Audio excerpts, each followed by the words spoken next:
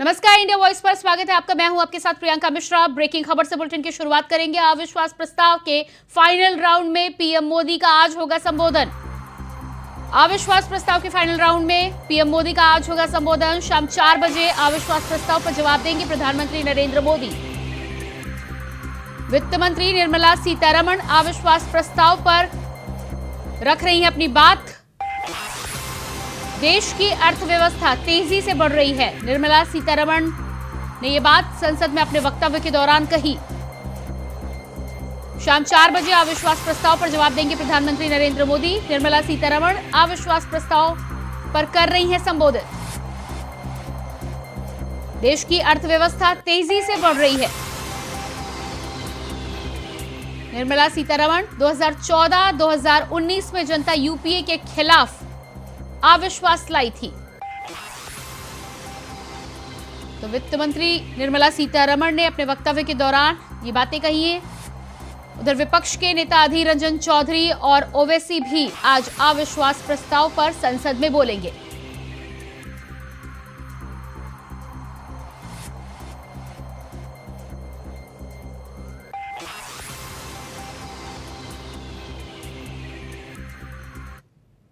अविश्वास प्रस्ताव पर लोकसभा में चर्चा जारी। वित्त मंत्री निर्मला सीतारमण कर रही हैं सदन को संबोधित। इंडिया गठबंधन के सांसदों ने किया वॉकआउट। इस वक्त की अहम खबर, अविश्वास प्रस्ताव पर लोकसभा में चर्चा जारी। वित्त मंत्री निर्मला सीतारमण कर रही हैं संबोधित। इंडिया गठबंधन के सांसदों ने किया वॉकआउट। संसद की कार्रवाई से जुड़ी अहम खबर, इंडिया गठबंधन के सांसदों ने सदन से किया वॉकआउट। अविश्वास प्रस्ताव को लेकर आज प्रधानमंत्री नरेंद्र मोदी शाम 4 बजे सदन को संबोधित करेंगे। इस वक्त वित्त मंत्री निर्मला सीतारमण सदन को संबोधित कर रही थी।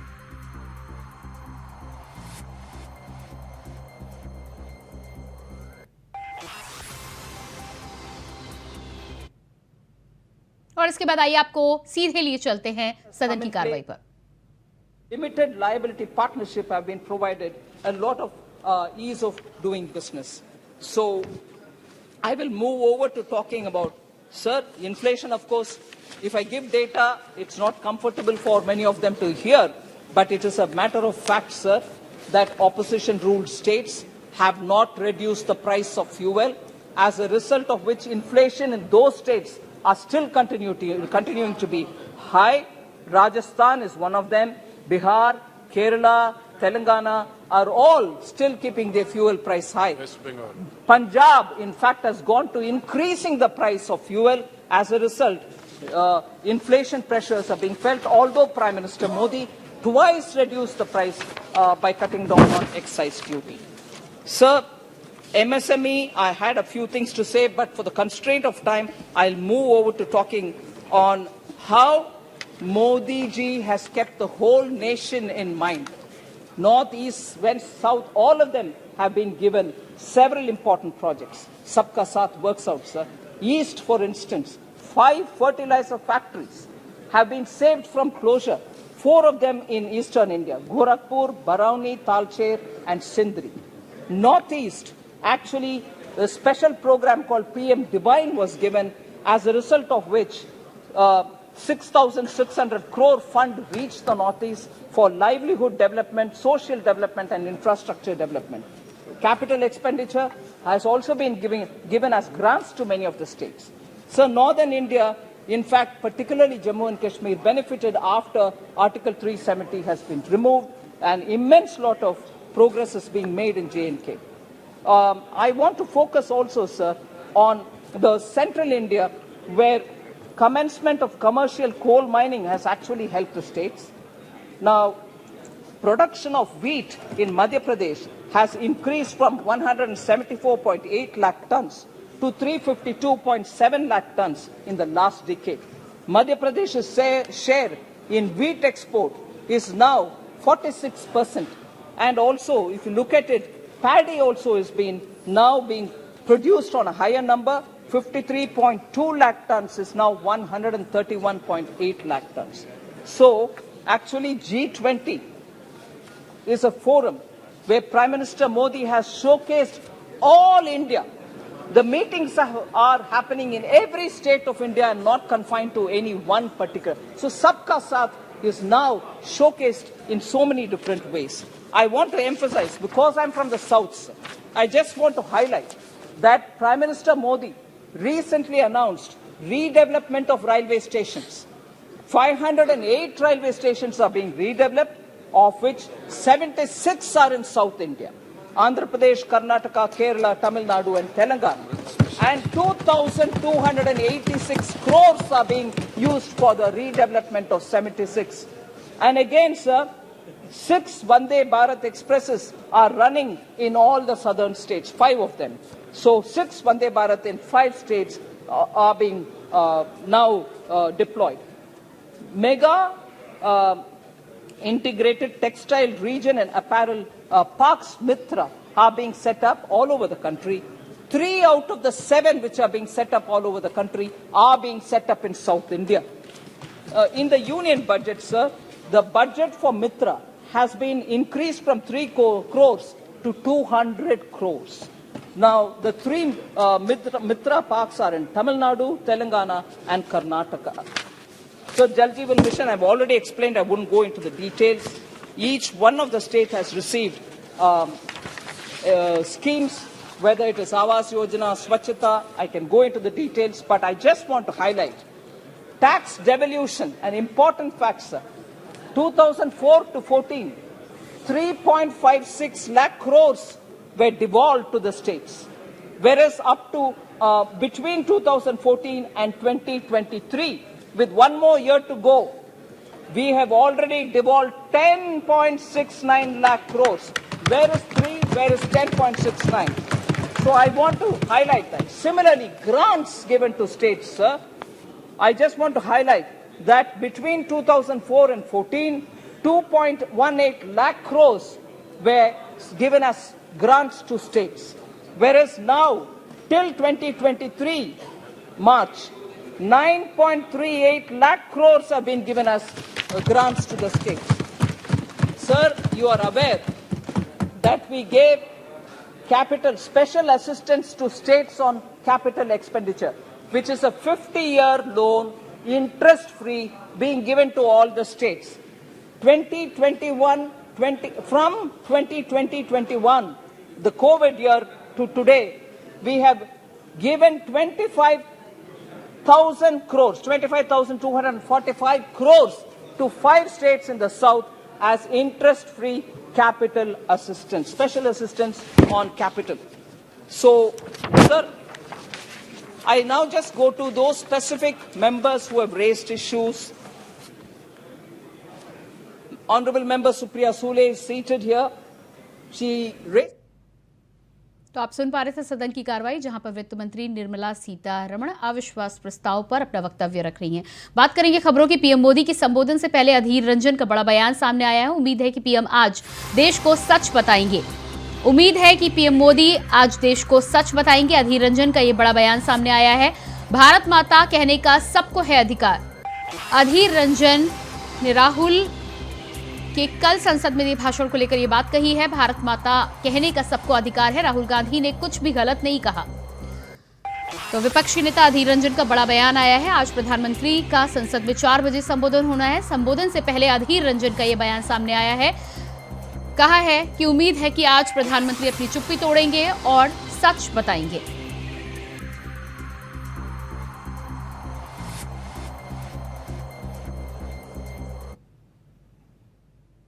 मुरादाबाद में अवैध निर्माणों के खिलाफ एमडीए के बीसी शैलेश कुमार खुद मैदान में उतरे हैं, जहां अवैध निर्माण के ध्वस्तीकरण को लेकर अधिकारियों और अभियंताओं की टीम के साथ निर्माण को तुड़वाने के लिए पहुंचे थे। आपको बता दें कि सीलिंग की 70 लाख रुपए की जमीन थी, जिसे कब्जा मुक्त कराया गया है। तो वहीं वीसी के एक्शन के भू माफियाओं से आसपास के इलाके में खलबली मच गई, जहां काट रोड को दिल्ली रोड से जोड़ने वाले क्षेत्रों में जबरदस्त कार्रवाई की गई। तो वहीं वीसी ने भू माफियाओं को चेतावनी देते हुए कहा कि अवैध निर्माण और जमीनों पर कब्जा करने वालों को किसी भी कीमत पर बख्शा नहीं जाएगा।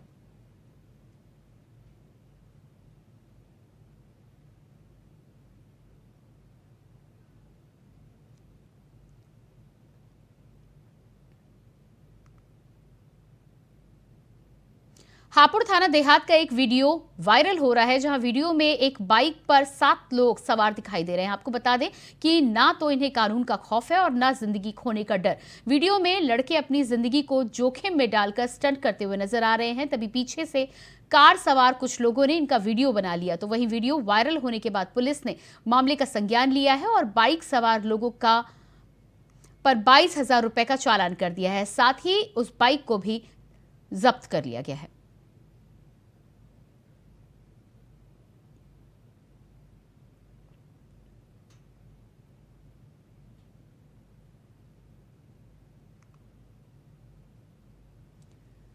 तो आप तस्वीरें देख पा रहे हैं किस तरह से यहां पर एक बाइक पर। बात करेंगे अगली खबर की। बदायूं में जमीन के बंटवारे को लेकर दबंगों ने महिलाओं के साथ बीच सड़क पर जमकर मारपीट की, जहां लोगों की भीड़ मूक दर्शक बनी ये तमाशा देखती रही। आपको बता दें कि दबंगों ने 2 महिलाओं को सड़क पर गिरा कर पीटा, जिससे दोनों महिलाएं गंभीर रूप से घायल हो गईं। जिसके बाद पीड़िता ने बिलसी थाने में पुलिस को तहरीर देकर न्याय की गुहार लगाई है और फिलहाल पुलिस मामले की जांच में जुट गई है।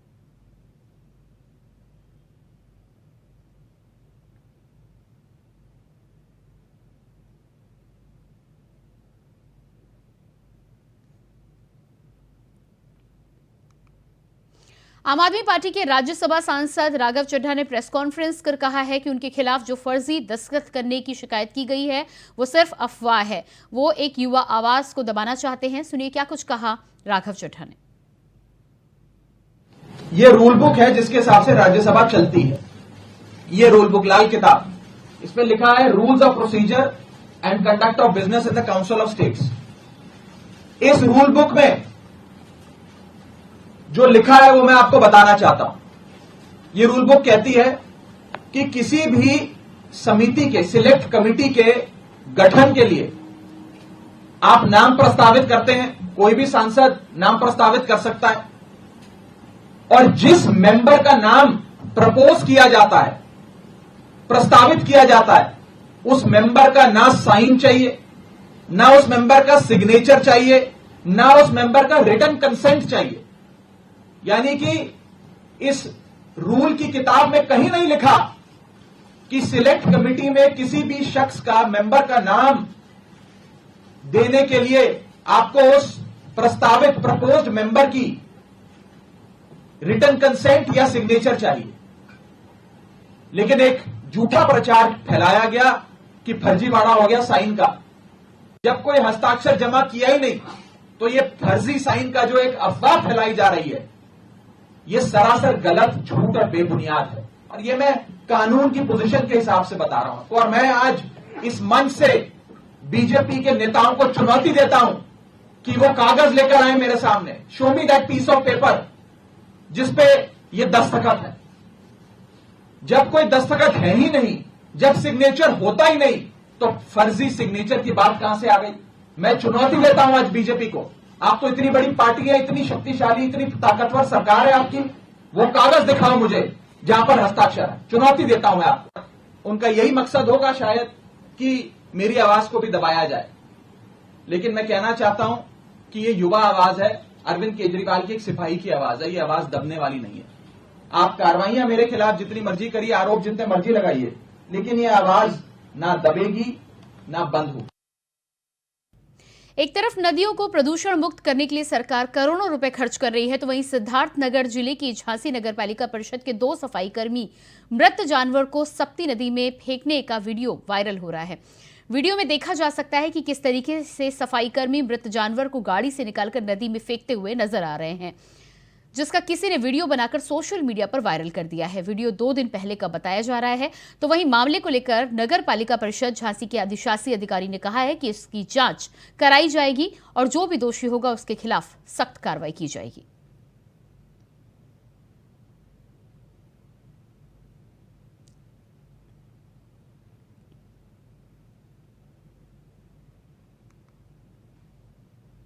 बुलंदशहर के देहात थाना पुलिस को बड़ी कामयाबी हाथ लगी है। बता दें कि पुलिस चेकिंग के दौरान बाइक सवार 3 बदमाशों की पुलिस से मुठभेड़ हो गई। तो वहीं मुठभेड़ के दौरान पुलिस की गोली लगने से एक बदमाश घायल हो गया।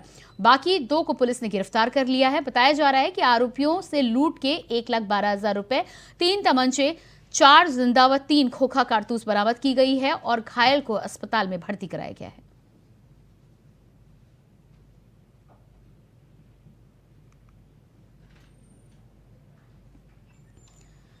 तो जानकारी ये मिल रही है कि पुलिस की गोली लगने से जहां 2 बदमाशों की गिरफ्तारी हुई है, ऐसे में पुलिस को लूट का सामान भी बरामद हुआ है। पुलिस ने बदमाश को गिरफ्तार कर आगे की कार्रवाई की शुरुआत कर ली है।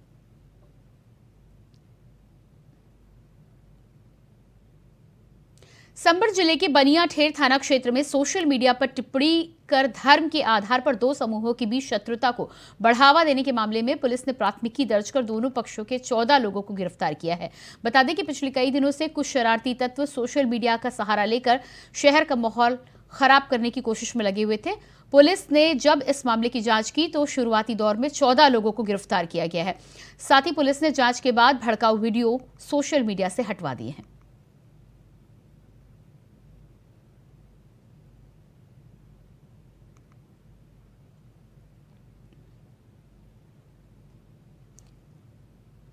हमीरपुर के कोतवाली सट कस्बा के 12 खंभा शेवम पैलेस के पास भीषण सड़क हादसा देखने को मिला है। बता दें कि कार और ट्रैक्टर की जोरदार टक्कर हुई। कार में 5 लोग सवार बताए जा रहे थे जो कि गंभीर रूप से घायल हो गए हैं। जानकारी ये भी है कि ट्रैक्टर चालक नशे में धुत था। वहीं घायलों को इलाज के लिए सामुदायिक स्वास्थ्य केंद्र सट में भर्ती कराया गया है। आपको बता दें कि डॉक्टरों ने प्राथमिकी उपचार के बाद मेडिकल कॉलेज घायलों को रेफर कर दिया है।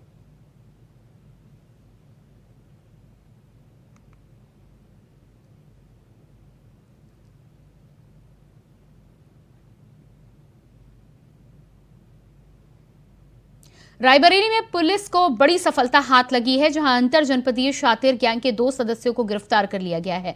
आपको बता दें कि आरोपी लोगों के एटीएम बदलकर पैसे निकालने वाले गिरोह के बताए जा रहे हैं। लंबे अरसे से वारदात को अंजाम दिया करते थे। वहीं पुलिस ने दोनों ही शातिर आरोपियों के पास से 33 एटीएम कार्ड, नकदी और मोटरसाइकिल बरामद की है।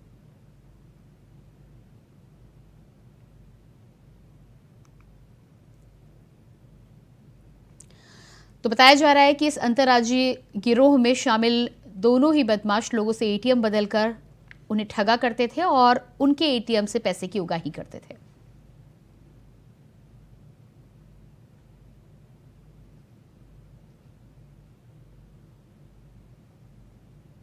रायबरेली के बाद अब बात करेंगे उन्नाव की। उन्नाव के बिहार थाना क्षेत्र के में दबंगों का कहर देखने को मिला है, जहां एक दलित परिवार पर दबंगों ने हमला कर दिया है, जिसमें 4 साल की मासूम बच्ची की दर्दनाक मौत हो गई और दंपति व 11 साल की बेटी गंभीर रूप से घायल बताई जा रही है। आपको बता दें कि गाली देने से मना करने पर दंपति पर हमला कर लाठी डंडों से दलित परिवार की पिटाई की गई। वहीं सूचना पर पहुंची पुलिस ने मासूम का शव को कब्जे में लेकर पोस्टमार्टम के लिए भेजा है और मामले की जांच में जुट गई है।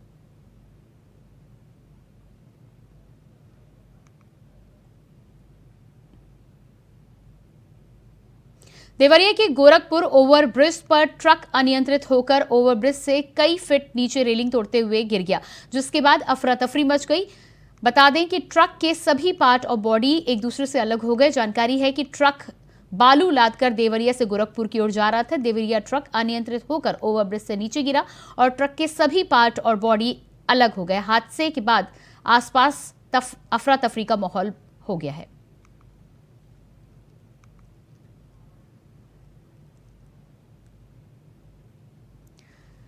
तो ये आप तस्वीरें देख पा रहे हैं। बताया जा रहा है कि हादसे में अनियंत्रित होकर ट्रक ओवरब्रिज से गिरा है, बालू लाद कर जा रहा था। रेलिंग से नीचे गिरने की वजह से, कई फीट नीचे गिरने की वजह से बताया जा रहा है कि ट्रक के सभी पार्ट एक दूसरे से अलग हो गए। इस हादसे के होने के बाद आसपास जो लोग मौजूद थे उनमें अफरा तफरी का माहौल है, वह लोग सहमे हुए नजर आ रहे हैं।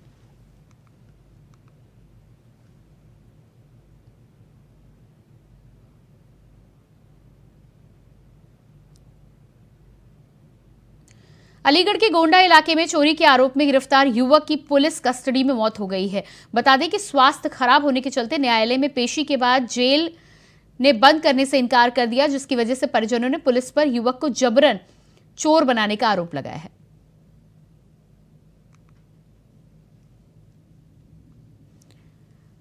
अलीगढ़ में परिजनों का आरोप है कि चोरी के आरोप में गिरफ्तार युवक की पुलिस कस्टडी में मौत हुई है और परिजनों ने पुलिस पर जबरन गिरफ्तार करने का आरोप लगाया है। साथ ही साथ ये भी आरोप लगाया है कि स्वास्थ्य खराब होने के बाद भी युवक को मेडिकल सुविधाएं उपलब्ध नहीं कराई गई, जिसकी वजह से उसकी मौत हो गई।